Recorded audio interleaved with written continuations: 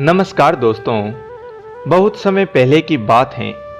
गोपाल नाम का एक गरीब व्यक्ति था। मुंबई में एक जगह है, उसकी चाय की छोटी सी एक दुकान थी और गोपाल वहीं पास में ही एक झुग्गी में रहता था। गोपाल एक बहुत ही अच्छा और ईमानदार आदमी था, लेकिन वह बहुत ही गरीब था। उसे कई साल हो गए थे चाय की दुकान लगाए हुए, मगर वह अपने काम से कमाकर पूरी तरह अपने घर का खर्चा भी नहीं चला पाता था। इसी बात से चिढ़कर उसने भगवान की पूजा करना भी छोड़ दिया था, जबकि उसकी चाय की दुकान ठीक एक मंदिर के सामने ही थी। गोपाल का एक लड़का और एक लड़की थी जो रोज दुकान पर उसकी सहायता भी करवाने आते थे। गोपाल मन का इतना अच्छा था कि वह रोज ही उसकी दुकान पर आने वाले कुत्ता और बिल्ली जैसे जानवर को भी दूध पिलाता था। यही नहीं, बल्कि वह रोज ही मंदिर के बाहर बैठने वाली एक बूढ़ी गरीब औरत को भी फ्री में चाय और ब्रेड देता था। लेकिन वह कभी भी उस मंदिर की तरफ बिल्कुल भी ध्यान नहीं देता था। एक दिन उस बूढ़ी गरीब औरत ने गोपाल से पूछ ही लिया कि बेटा, तुम रोज मुझे इस मंदिर के बाहर सुबह शाम चाय और ब्रेड देने आते हो, लेकिन तुमने आज तक इस मंदिर की तरफ बिल्कुल भी ध्यान नहीं दिया और नहीं तुम इस मंदिर के आगे कभी भी उस ईश्वर को नमस्कार नहीं करते हो। ऐसा क्यों गोपाल? क्या तुम उस ईश्वर को नहीं मानते या तुम अपनी ही किसी बात से नाराज हो? बोलो गोपाल। तो गोपाल ने अपनी नम आंखों से उस बूढ़ी गरीब से यह कहा कि माँ जी, इस दुनिया में कोई भगवान नहीं होता, सब झूठ हैं। मैं भी पहले भगवान को बहुत ही ज्यादा दिल से मानता था और रोज सुबह उनकी पूरे मन से पूजा भी किया करता था, लेकिन पता नहीं मेरी पूजा में ऐसी क्या कमी रह गई कि मेरे काम में कोई भी तरक्की नहीं हो पाई। और कई लोगों के पास तो मेरी चाय के उधार पैसे भी पड़े हैं और वो हैं कि मेरे पैसे देने का बिल्कुल भी नाम नहीं ले रहे। अब मैं करूं तो करूं क्या? यह भगवान भी मेरी कोई भी सहायता नहीं करता।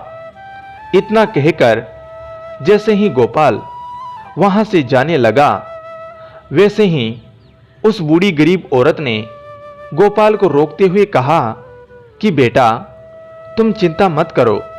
उस ईश्वर के घर देर जरूर हैं, मगर अंधेर नहीं। तुमने भगवान पर विश्वास और उनकी पूजा करना जरूर छोड़ दिया, मगर तुमने हमेशा गरीब लोगों की और कई जानवरों की बहुत सेवा की है और इसीलिए एक दिन उस ईश्वर की नजर तुम पर जरूर पड़ेगी और उस दिन सब कुछ ठीक हो जाएगा। तभी उस गरीब औरत की बात सुनकर भगवान से नाराज होता हुआ गोपाल उससे कहता है कि माँ जी, पहली बात तो इस दुनिया में भगवान है ही नहीं, और अगर भगवान है तो मैं उसे तब मानूंगा जब वो मेरी चाय की दुकान बंद होने से बचा लेगा, क्योंकि अगले महीने ही मैं दुकान बंद करके हमेशा हमेशा के लिए अपने गांव जा रहा हूं, क्योंकि माँ जी, अब मेरे पास काम करने के लिए पैसे बचे ही नहीं हैं। इतना कहकर गोपाल आंखों में आंसू लिए अपनी दुकान की तरफ चला जाता है। तभी वह बूढ़ी गरीब औरत भी उस चाय वाले के लिए उस मंदिर में प्रार्थना करती हुई कहती है कि हे प्रभु, गोपाल एक अच्छा इंसान है। वह चाहे आपको नहीं मानता, मगर वह हमेशा ही आपके ही चलाए हुए रास्ते पर ही चलता है। इसलिए प्रभु, उसकी दुकान बंद होने से बचा लीजिए, वरना गोपाल का आपके साथ साथ स्वयं की मेहनत और ईमानदारी पर से भी विश्वास पूरी तरह से उठ जाएगा।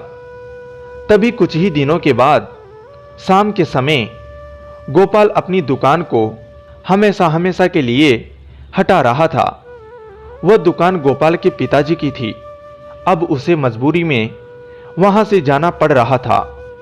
दुकान हटाते समय गोपाल की आंखों में आंसू आने लगे और फिर गोपाल चाय की दुकान हटाने के लिए दुकान के बगल में लगे बहुत ही पुराने डंडों को निकालने के लिए वहां एक गहरा गड्ढा खोदने लगा।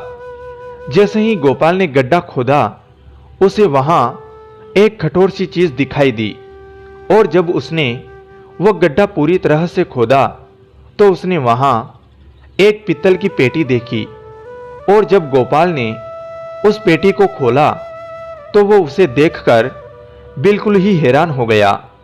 उस पेटी में बहुत सारे सोने के सिक्के और जेवर थे।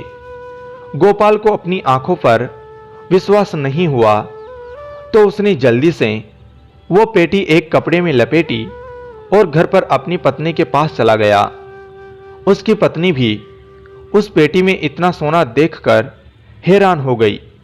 अब गोपाल को भी विश्वास हो गया था कि वह सच में सोना ही है और तभी गोपाल को उस बूढ़ी गरीब की कही सारी बात याद आने लगी। उसने कहा था कि भगवान के घर देर हैं मगर अंधेर नहीं। और अब गोपाल अपनी पत्नी के आगे यह कहकर रोने लगा कि न जाने मैं कब से उस भगवान की निंदा करता हुआ आ रहा हूं, जबकि आखिर में उसी ने मेरी सहायता की है। शायद यह सारा खेल उसी का ही था।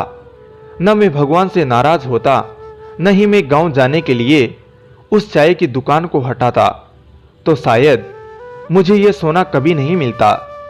अब गोपाल अगले दिन ही सुबह सुबह उस मंदिर में गया और भगवान की पूजा करके उनका धन्यवाद किया और बाद में उसने उस मंदिर के बाहर बैठी उस बूढ़ी गरीब औरत के पैर छुए और उनको उसी समय अपने घर ले जाकर उनको सारी बात बता दी।